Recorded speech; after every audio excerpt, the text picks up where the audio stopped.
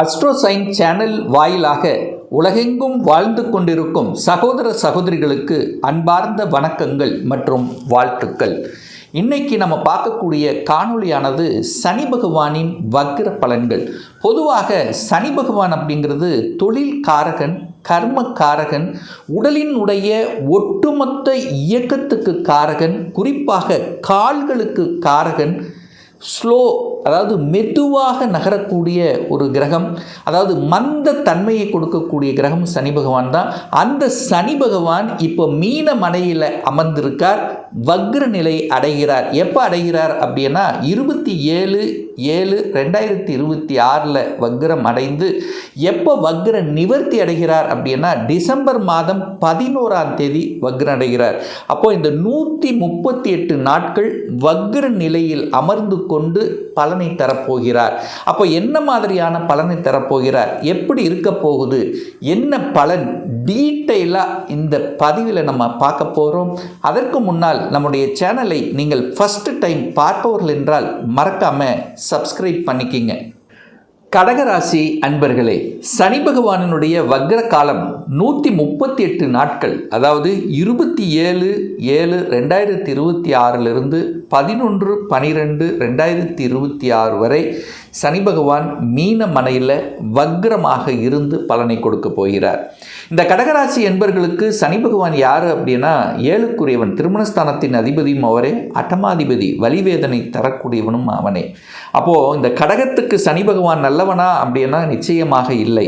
அந்த சனி பகவான் இப்போ 9ஆம் இடத்தில் அமர்ந்து கொண்டு வக்ரம் ஆயிட்டார். அப்போது வக்ரம் என்பது தன்னுடைய இயல்புக்கு மாறிய தன்மை. அப்போது கெட்டவன் வக்ரம் ஆகும்போது நல்லது தானே. அப்போ உங்களுக்கு ஒரு நல்ல பலனைத்தான் அவர் கொடுக்க போகிறார். ஸோ கடந்த 2.5 வருடமாக உங்களுக்கு அஷ்டம சனியில் பல இன்னல்கள், பல துன்பங்கள், பல துயரங்கள், ஏதோ ஒரு பிரச்சனைகளை சந்தித்து கொண்டிருந்தவர்களுக்கு இப்போ தான் கொஞ்சம் போதுமப்பா, ஒரு மூச்சு விடுற மாதிரி, ரைட்டு, ஓகே அப்படிங்கிற ஒரு ரூட்டு கிடைச்சிட்ருக்குல்ல, இப்போ இன்னும் அதிகப்படுத்த போகிறது. அப்போ தெளிவாக போகிறீர்கள். இனிமேல் தான் உங்களுக்கு வளர்ச்சியை கொடுக்க போகிறது. கடகராசி அன்பர்களுக்கு நிறைய அனுபவ பாடங்களை கொடுத்ததல்லவா, அந்த அனுபவத்தின் மூலமாக இப்போ நல்ல பல மேன்மைகள் அடைய காத்து கொண்டிருக்கிறதுன்னு சொல்கிறேன். ஏன்னா சனி பகவான் வக்ரமாகி குருவினுடைய பார்வையின் பெறுது ஒரு நல்ல ஒரு தன்மை தான். அப்போ நிச்சயமாக உங்களுக்கு ஒரு நல்ல பாக்கியத்தை தரக்கூடிய அமைப்புங்கிறது உண்டு. அதிலும் குறிப்பாக சொல்ல போனால் கடகத்துக்கு திருமண தடை விலகிவிட்டது. திருமணம் அப்படின்னு எடுத்தாலே ஏதோ ஒரு குறை சொல்லி கொண்டிருக்கக்கூடிய ஒரு தன்மை இருந்ததல்லவா, ஒரு அழுத்தம், ப்ரெஷர், டென்ஷன், அந்த திருமணம் நடக்கலை, திருமணமாகி நடந்திருந்தாலும் அங்கே ஏதாவது ஒரு சின்ன தடை. ஸோ இந்த திருமணம் பந்தத்துக்குள் இருந்து வந்த, கணவன் மனைவிக்குள் இருந்து வந்த தொந்தரவுகள், கருத்து வேறுபாடுகள் அத்தனையும் விலக காத்து கொண்டிருக்கிறது. இப்போ ஒரு நல்ல பாக்கியம் கிடைக்குது. இந்த திருமணம் சார்ந்த விஷயங்கள், ஏழுக்குரியவன் 9ல் போய் உட்கார்ந்துருக்கான், தனக்கு 3ஆம் இடத்துல இருக்குது. திருமணம் டக்கு டக்கு டக்குன்னு நடக்கும், அவ்வளோதான். திருமண தடைகள் விலகிவிட்டது. அப்போது திருமண பந்தத்துக்குள் நீங்கள் என்ட்ரியாக போகிறீங்க அப்படிங்கிறத ஸ்ட்ராங்காக நம்ம சொல்லலாம். அதே சமயத்தில் இந்த காதலில் இருந்தவர்கள், ஒரு 2 வருஷமாக இருந்து காதலில் பிரச்சனையாகி நிறைய அனுபவ பாடங்களை கொடுத்துருக்கோம். ஒரு சிலருக்கு இப்போது அது அப்ரூவல் கிடைக்கும். இப்போ காதல் திருமணம் செய்யக்கூடிய அமைப்புகள், சந்தர்ப்பங்கள்ங்கிறதும் இந்த காலகட்டம் சிறப்பு பெறுகிறது. அந்த 8 அப்படிங்கிறது வலிவேதனை கொடுக்கக்கூடிய, எதெல்லாம் உங்களுக்கு வலியை கொடுத்து கொண்டு இருந்ததோ, எதெல்லாம் ஒரு துன்பமாக இருந்ததோ அதெல்லாம் இப்போ எப்படி சமப்படுத்தப்படுகிறது. அது ஒன்றும் இல்லாமல் போகுது, அவ்வளோதான். அந்த பிரச்சனையிலிருந்து விலகப் போகிறீர்கள் அர்த்தம். அதுக்கு ஒரு சொல்யூஷன் கொடுக்க போகிறது, அதுக்கு ஒரு தீர்வு கிடைக்க போகிறது இந்த கடகராசி அன்பர்களுக்கு. பொதுவாக தொழில் காரக கிரகம் சனி தான். அப்போ சனி வக்ரமாகி குரு பார்வையில், பாக்யாதிபதி பார்வையில் இருக்கிறது ஒரு நல்ல அமைப்பு தான். அப்போ தொழிலில் சேஞ்சஸ் பண்ணணும் அல்லது வேலையில் ஒரு மாற்றமாக இருக்கணும். அப்போ நிறைய பேர் பார்த்திங்கன்னா அந்த பீரியடில் ஒரு ப்ரமோஷன் கிடைக்காம இருந்திருக்கும். ஒரு மாறணும்னு எவ்வளவோ முயற்சி எடுத்தோம், மாறலை. அப்படி அங்கே இருந்திருந்தாலும் ஒரு பகையோட, ஒரு எதிர்ப்போட, ஒரு சாட்டிஸ்ஃபேக்ஷன் இல்லாத தன்மை இந்த கடகத்துக்கு இருந்திருக்கும். இப்போது ஓகே, சாட்டிஸ்ஃபேக்ஷன் கிடைக்கப் பெறுவீர்கள் அப்படின்னு எடுத்துக்கலாம். உங்களுக்கு கிடைக்காத அங்கீகாரம் இனி கிடைக்கப் போகிறது அப்படின்னு எடுத்துக்கலாம். அதே சமயத்தில் நல்ல உழைக்கப் போகிறீங்க. மந்தமாக இருந்தது பாருங்கள், ஒரு மாதிரி டல்லாக இருந்தது, ஒரு சோம்பேறித்தனமாக இருந்தது, இன்றைக்கி செய்யலான்னு நினச்சா சரி நாளைக்கு தள்ளி போட்டுடலாம், இப்படி இருந்தது பாருங்கள். அப்புறம் பார்த்துக்கலாம் அப்படின்னு நினைத்து கொண்டிருந்த விஷயங்கள் எல்லாம் இப்போ டக்குன்னு எடுத்து செயல்படுத்தக்கூடிய அமைப்பு உண்டு. அதுவும் இன்னும் குறிப்பாக சொல்லப்போனால் ஒரு 4 மாதம் 5 மாதத்துக்கு முன்னாடி ஏதோ ஒரு விஷயத்தை எடுத்திருப்பீங்க, அது அப்படியே பாதியில் விட்டுருப்பீங்க.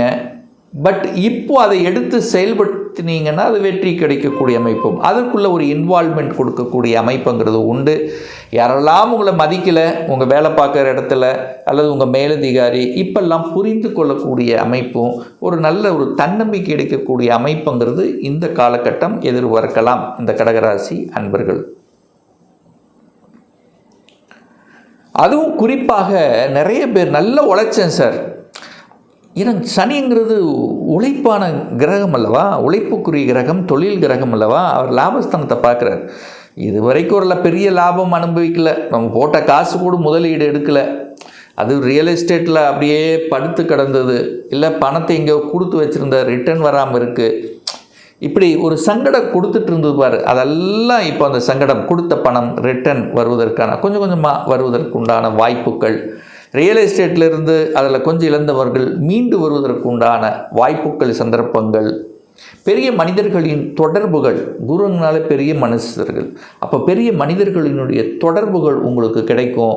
அவர்கள் மூலமாக அனுகூலம், ஆதாயங்கள் கிடைக்கக்கூடிய அமைப்புகள், சந்தர்ப்பங்கள் இதெல்லாமே நல்லபடியாக இருக்குது. குழந்தை பாக்கியம் இல்லாமல் இருந்து கொண்டிருந்த எத்தனையோ பேர் இந்த கடகராசி என்பர்கள் சரியான ஒரு இணக்கம் கிடைக்கல, ஒருத்தர் குழந்தை வேணும்பாங்க, ஒருத்தர் வேண்டாம்பாங்க. இந்த மாதிரி கருத்து வேறுபாடுகள், குழந்தைகள் நலன் சார்ந்த விஷயத்தில் இருந்து வந்த பிரச்சனைகள், சங்கடங்கள், இது எல்லாமே சமப்படுத்தக்கூடிய, தீர்க்கக்கூடிய ஒரு நிகழ்வாகவே இந்த காலகட்டம் நிச்சயமாக உண்டு. நிறைய கடகராசி என்பர்கள் பார்த்திங்கன்னா பூர்வீகத்தில் பிரச்சனை, சொத்து பிரச்சனை, பாக பிரச்சனை, அக்கா தங்கச்சி, அண்ணா தம்பி, இந்த மாதிரி உறவுகளுக்குள்ளே இருந்து வந்த அந்த கருத்து பரிமாற்றல்கள் அல்லது ஒரு மாதிரி ஒரு டிஸ்டன்ஸ் மெயின்டைன் ஆகிட்டு இருக்கிறது, இது எல்லாமே பார்த்திங்கன்னா இப்போ ஒரு அண்டர்ஸ்டாண்டிங் அப்படிங்கிற நேச்சர் உங்களுக்கு கிடச்சிரும். நம்ம தங்கச்சி தானே, நம்ம உறவு தானே, நம்ம என்ன தூக்கிட்டு போகிறோம், இந்த மாதிரி ஒரு பொதுநல உணர்வுகள், எண்ணங்கள், சிந்தனைகள் கண்டிப்பாக உங்கள் மனசில் பதியப்படும். முயற்சி ஆக்டிவேட் ஆகும்.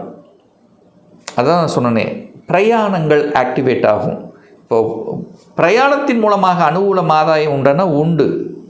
இது வரைக்கும் பிரயாணம் பண்ணாலே ரொம்ப இதாக இருந்தவங்களாம் இப்போ ஓகே, போகலாம், ட்ராவல் பண்ணலாம், மாறலாம், ஒரு சேஞ்சஸ் பார்க்கலாம். ஒரு சேஞ்சஸை எதிர்பார்க்கறது, ஒரு மாற்றம் கிடைக்கணும், இதெல்லாம் அதுக்கு சாதகமாக இந்த பீரியட் நிச்சயமாக உண்டுன்னு சொல்லுவேன்.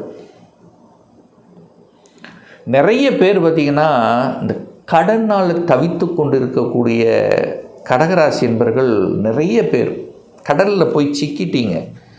அதிலிருந்து மீள்வதற்கு ஒரு வழி கிடைக்கும். இப்போது கடன் இல்லைன்னு நான் சொல்ல மாட்டேன், கடனிலிருந்து மீள்வதற்குண்டான வழிமுறைகள் உங்கள் மனசில் தோணும், அல்லது ஒரு ஹெல்ப்பாவது உங்களுக்கு கண்டிப்பாக கிடைக்கும். கடனை அடைத்து விடலாம் என்கின்ற தன்னம்பிக்கை உணர்வு அப்படிங்கிறது கண்டிப்பாக உங்கள் ஆழ்மனதில் இருக்கும்.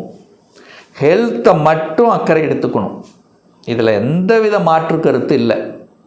உடல் நலம் சார்ந்த விஷயத்தில் அக்கறை எடுத்துக்கொள்வது, அதற்குண்டான இது எடுத்துக்கிறது, உடற்பயிற்சி எடுத்துக்கிறது, உணவு கட்டுப்பாடு எடுத்துக்கிறது, ஹெல்த்துக்கு முக்கியத்துவம் தருவது அப்படிங்கிறது கடகத்துக்கு ரொம்ப ரொம்ப இம்பார்ட்டண்ட்.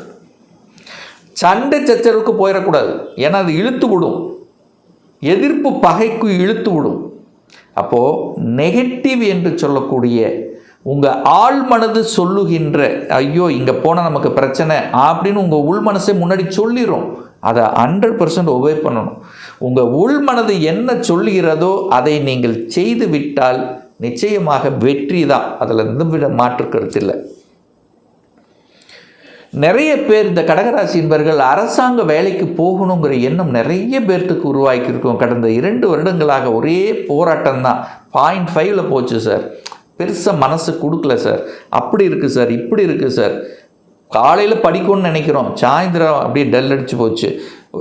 ஒரு மாதிரியான ஒரு தன்மையில் இருக்கின்றவர்கள் இப்போ செயல்பாட்டுக்கு வந்துடும். கண்டிப்பாக போயாகணும், அரசாங்க வேலைக்கு போக போகிறேன், நான் அதில் வெற்றி பெற போகிறேன் அப்படிங்கிற உணர்வை கொடுத்து அதை ஆக்டிவேட் பண்ணக்கூடிய ஒரு காலகட்டமாக நிச்சயமாக இருக்கும். இதை மாதிரி அரியராகி போச்சு, படிப்பில் கொஞ்சம் மந்தத்தன்மையாக இருந்தது, இதை அத்தனையும் விலகக்கூடிய காலகட்டமாக இந்த கடகத்துக்கு அமைய பெறுகிறது. வெளிநாட்டில் போய் வேலை பார்ப்பது, வெளிநாட்டுக்கு போவது, தூரதேச பிரயாணங்கள் மேற்கொள்வது, வெளி மாநிலத்தில் போய் படிப்பது, படிப்பில் தடை இருந்ததெல்லாம் இப்போ அப்படி விலகிருச்சு. யூஜி படித்து முடிச்சிட்டேன், இப்போ பிஜி படிப்பதற்கு தடை இல்லை. ஸோ இப்படி நல்ல நல்ல விஷயங்களை மேம்படுத்தக்கூடிய நல்ல லக்கு கொடுக்கும். 8க்குரியவன் இது கெட்டவன் கெட்டிடில் அப்படிங்கிற மாதிரி அந்த திடீர் அதிர்ஷ்ட வாய்ப்புகளும் அதாவது உங்களுக்கே ஒரு சந்தோஷம் தரக்கூடிய ஒரு விஷயமாக இருக்கும். டக்கன் ப்ரமோஷன் கிடைக்கிறது, டக்கன் இன்க்ரிமெண்ட் கிடைப்பது, இந்த மாதிரி நல்ல மாற்றங்களை தரக்கூடிய யோகத்தை தரக்கூடிய ஒரு வக்ர பயிற்சியாக, அதாவது சனி வக்ரம் ஆவதால் நிச்சயமாக இந்த கடகத்துக்கு நன்மையே அப்படிங்கிறத மைண்டில் வச்சுக்கோங்க. ஆக்டிவேட்டாக போகிறீங்க, சுறுசுறுப்பாக செயல்பட போகிறீங்க, அப்புறம் என்ன, வெற்றி தான். இப்போ சொன்னது ஒரு பொது பலன். உங்கள் ஜாதகத்தில் சனி பகவான் என்ன ஆதிபத்தியம் பெற்றிருக்கார், சனி பகவான் வக்ர நிலையில் இருக்காரா, ஆட்சி தன்மையோடு இருக்காரா, உச்சமாக இருக்கா, பாவ கிரகங்கள் தொடர்பு இந்த ராகு கேதுக்களினுடைய தொடர்பில் இருக்கா, அல்லது சுப கிரகங்களின் தொடர்பு இருக்கா என்பதை பொறுத்து அதனுடைய பலன் நிச்சயமாக மாறுபடும். ஒரு துல்லிய பலன் வேணும். இந்த 2026 எப்படி இருக்க போகுது, சொந்த தொழில் செய்யணும்னு ஆசைப்படுற அதற்குண்டான கொடுப்பினை நம்முடைய ஜாதகத்தில் இருக்கா, இந்த 2026 எப்போ தான் சார் திருமணம் நடக்கும், திருமணம் தடைப்பட்டு கொண்டே இருக்குது, என்ன கோர்ஸ் எடுத்து படித்தா நம்மளுடைய ஃப்யூச்சர் நன்றாக இருக்கும், என்ன கொடுப்பினை இருக்குது, ஒரு இன்ஜினியர் படிக்கக்கூடிய அமைப்பு இருக்கா, இல்லை டாக்டர் படிக்கக்கூடிய அமைப்பு இருக்கா, இல்லை வக்கீலுக்கு உண்டான அமைப்பு இருக்கா, இந்த 2026 எப்போ சார் எனக்கு ப்ரமோஷன் கிடைக்கும், இடமாற்றம் கிடைக்கும், எப்போ நான் வீடு கட்டுவேன், எப்போ எனது குழந்தை பாக்கியம் கிடைக்கும், இது போன்ற கேள்விகளுக்கு துல்லியமான பதிலை நம்மால் கூற முடியும். ஒரு பர்சனல் கன்சல்டேஷன் எடுத்துக்கணும், ஒரு சுய ஜாதகம் பார்க்கணும் என்று விருப்பப்படக்கூடிய அன்பர்கள் டிஸ்பிளே தெரியக்கூடிய நம்பருக்கு வாட்ஸ்அப் மூலியமாகவோ ஃபோன் கால் மூலியமாகவோ தொடர்பு கொண்டு அப்பாயின்மெண்ட் பெற்றுக்கொண்டு நேரடியாகவோ அல்லது ஆன்லைன் மூலமாகவோ கன்சல்டேஷன் எடுத்துக்கலாம். நம்மளுடைய அலுவலகம் கோயம்புத்தூரில் அமைந்துள்ளது. அதாவது கோயம்புத்தூரிலிருந்து மேட்டுப்பாளையம் செல்லும் வழியில் வெள்ளக்கிணர் பிரிவு அன்னபூர்ணா ஹோட்டலுக்கு பக்கத்தில் அமைந்துள்ளது.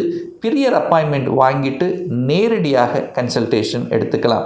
நிச்சயமாக இந்த பதிவு ஏதாவது ரூபத்தில் உங்களுக்கு யூஸ்ஃபுல்லாக இருக்குங்கிறதுல எந்தவித மாற்று கருத்து கிடையாது. இந்த ராசி நட்சத்திர நேயர்கள் அனைவரும் வாழ்க வளர்க வளம் பெறுக என்று எனது வாழ்த்தினை தெரிவித்துக் கொண்டு விடைபெறுகிறேன். நன்றி, வணக்கம், வாழ்த்துக்கள்.